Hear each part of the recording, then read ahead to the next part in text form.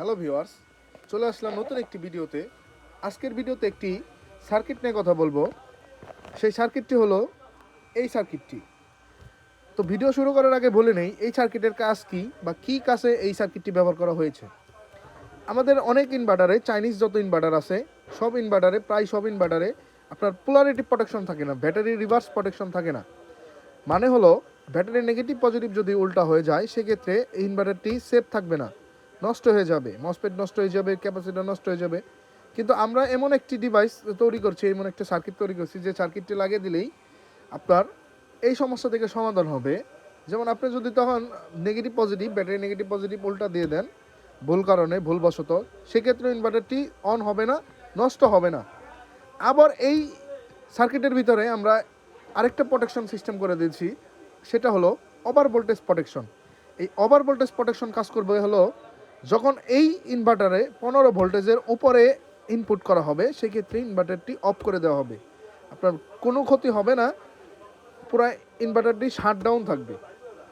আবার যদি কেউ 15 ভোল্টেজের উপরে, মানে হতে পারে এটা 24, 48, তো যে ভোল্টেজে দেখ সেই তখনও যদি নেগেটিভ পজিটিভ উল্টা দেয়, এইখানে যদি নেগেটিভ পজিটিভ উল্টা দেয়, পজিটিভ দিলে তো চলবেই না, যদি নেগেটিভ পজিটিভ উল্টা দেয় সেক্ষেত্রেও এই ইনভার্টারটি নষ্ট হবে না, মানে পুরোপুরি ইনভার্টারটি বন্ধ থাকবে, চলবে না।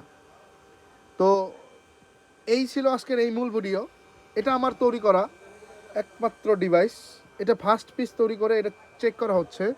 তো যদি কারো প্রয়োজন হয় তা আমার সাথে যোগাযোগ করতে পারেন। আমার ঠিকানা সাভার অন্ধসংস্থা মার্কেট 21 নম্বর দোকান, সাহা ইলেকট্রনিক্স। তো আমি একটু এটার বিস্তারিতভাবে একটু দেখিয়ে দিই আপনাদের যে এটা কিভাবে কাজ করে। এখন কিন্তু আপনার লুট চলতেছে, আমার লুট চলতেছে 40 ওয়াটের মতো, এই যে আমার লুট। তো এটা আমি বন্ধ করে দিলে দেখবেন বন্ধ হয়ে যায়। এই যে আমার লুট চলতেছে, এখন আমি এই ইনভার্টারটিতে নেগেটিভ পজিটিভ খুলিয়ে আবার উল্টা লাগিয়ে দিব। নেগেটিভ পজিটিভ খোলাইলাম, পজিটিভে নেগেটিভ আর নেগেটিভে পজিটিভ। ইনভার্টারটা কিন্তু অন, কিন্তু আমার এইখানে লাইট বন্ধ, বন্ধ আছে, টোটাল বন্ধ আছে। এখন আমি যদি এটা ভাবতে লাগিয়ে দিই দেখবেন চলবে। এই যে ভাবতে লাগিয়ে দিছি, মানে সঠিকভাবে লাগিয়ে দিছি, ইনভার্টারটি অন হয়ে গেছে। এখন আমি একটু দেখে দিই এই ইনভার্টারের ভোল্টেজ আছে কত। এই ইনভার্টারের এইখানে ভোল্টেজ আছে, এই ভোল্টেজটা আমি পাওয়ার সাপ্লাই দিকে দিছি। এই পাওয়ার সাপ্লাইয়ের ভোল্টেজটা হলো 12.82। তো আমি এখন 12.82 জায়গায় একটু হাই ভোল্টেজ বাড়িয়ে দিই। যেই 15 ভোল্টেজ পার হয়ে গেছে এটা অটোমেটিক বন্ধ হয়ে গেছে, অটোমেটিক বন্ধ হয়ে গেছে। এখন আমি যদি একটু কমে দেই, একটু কমে দিলাম, এটা অন হয়ে গেল, ঠিক আছে।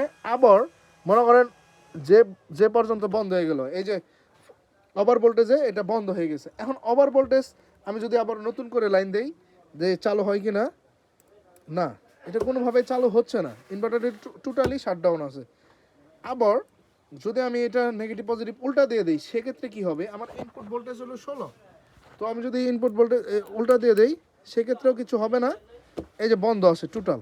এখন আবার একটু ফায়ার করতে পারে, স্বাভাবিক ফায়ার করবে নেগেটিভ পজিটিভ উল্টো হলে। এখন আবার ভাবতে হবে ভোল্টেজটা একটু কমে নেই, ভোল্টেজটা একটু কমিয়ে 12 ভোল্টেজে দিয়ে আবার অন করি, দেখবেন ইনভার্টারটি চলবে।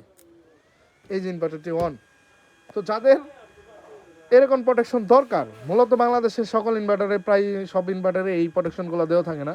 তো যাদের দরকার তারা আমার এই মডিউলটি লাগিয়ে নিতে পারেন, অথবা এই মডিউলটার সম্বন্ধে আরও বিস্তারিত জানতে হোয়াটসঅ্যাপও করতে পারেন।